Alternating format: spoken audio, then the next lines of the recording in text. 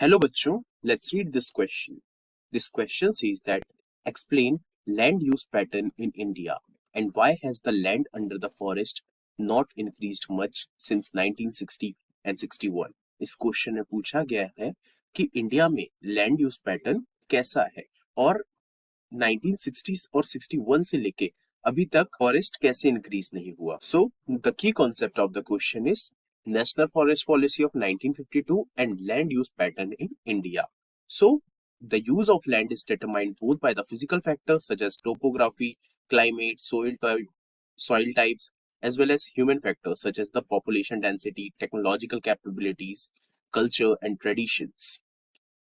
तो किसी भी एक लैंड का जो यूज है वो डिटरमाइन करता है फिजिकल और ह्यूमन फैक्टर्स पे.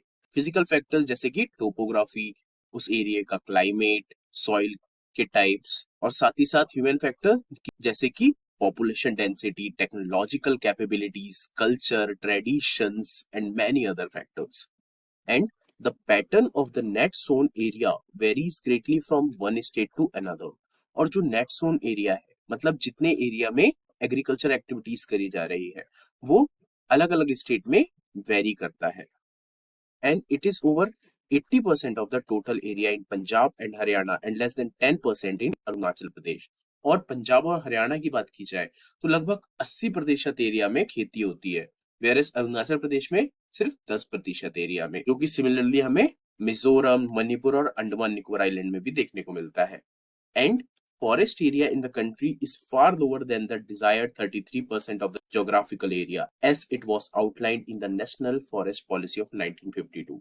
और अभी भी फॉरेस्ट एरिया जो है इंडिया का वो डिजायर्ड 33% से काफी कम है, जिसे कि नेशनल फॉरेस्ट पॉलिसी ऑफ 1952 में निर्धारित किया गया था. And it was considered essential for the maintenance of the ecological balance. और फॉरेस्ट को कंजर्व करना, लैंड पैटर्न को रेगुलेट करना इकोलॉजिकल बैलेंस के लिए जरूरत है.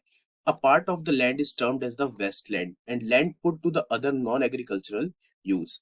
और एक ऐसा लैंड जो कि किसी भी काम का नहीं है, जिसमें कि कोई नॉन एग्रीकल्चर एक्टिविटीज भी नहीं हो रही है, उसे कहा जाता है wasteland. And wasteland includes rocky, arid and desert areas. And to put other non agriculture uses include settlements, roads, railways, industry etcetera. और वेस्टलैंड में आते हैं रॉकी, एरिड और डिजर्ट एरियाज. और नॉन एग्रीकल्चरल यूज के लिए settlements, road, railways, industry, these all are the part of Westland. And continuous use of the land over the long period of time without taking appropriate measures to conserve and manage it resulted into the land degradation. और लगातार हम किसी land का use करेंगे और ये निश्चित नहीं करेंगे कि उसके कंपनसेशन के लिए हम क्या कर रहे हैं, तो ऐसी स्थिति में उस जमीन में लैंड डिग्रेडेशन देखने को मिलेगा. So this is all about the land use pattern in India and why has the land under forest not increased much in since 1960 or 61. I hope you understood well. Best of luck.